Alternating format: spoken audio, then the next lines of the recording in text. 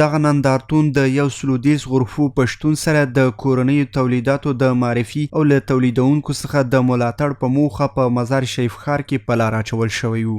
نام شایی که بخوای پیدا میشه. با خود من یک ساعت از دوره میکنم میگردم، از این چیز کمبود نیست، هر چیزی که بخواید اینجاست.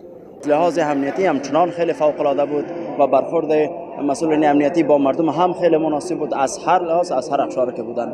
دغه نندارتون د نندارچیانو په استازیتوب له شته امنیت او د کورنۍ تولیداتو د ملاتړ په خاطر د خلکو د خوښي په څرګندولو سره د دغه شان نندارتونو په جوړولو ټینګار وشو.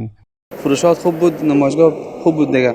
ما هم از شرکت پنبه و روغن نباتی بلخ آمدیم، هم روغن‌های خود محصولات خود به نمایش آوردیم که آمدارا با خبر شدن که شرکت اماراتی دوباره فعال شده. خواست ما از مسئولین همی است که در آینده نمایشگاه بیشتر را برگزار بکنن، شرکت‌های بیشتر را دعوت بکنن، اعلانات بکنن که مردم از تولیدات وطن که است با خبر شون، استفاده بکنن از تولیدات وطن تا بتانیم همین جلوی واردات اجناس خارجی را ما بگیریم. د بلخ د سوداګرۍ او پانګونې خونې رئیس وویل چې د دغه نندارتون له جوړېدو څخه یې موخه نړۍ ته د کورنیو تولیداتو معرفي کول او د هیواد له صنعتکارانو ملاتړ دی.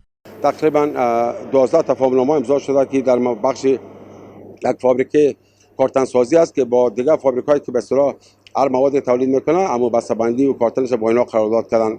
دیگه در بخش صادرات خانمایی که بخش بیزنس‌های کوچک کار میکنن و محصولات زراعتی را جمع‌آوری میکنن و کمپانیایی که صادر میکنن به حجم کلان از اینا خریداری میکنن. به همین قسم مشابه تفاهم‌نامه‌های بین همه امضا شده. د یادونې وړ ده چې دغه نندارتون د یو خصوصي شرکت لخوا د سوداګرۍ خونې او د کار نړیوال سازمان په همکارۍ په لار اچول شوی و چې په جلا جلا تالارونو کې نارینه او ښځینه خپل محصولات نندارې ته وړاندې کړي وو.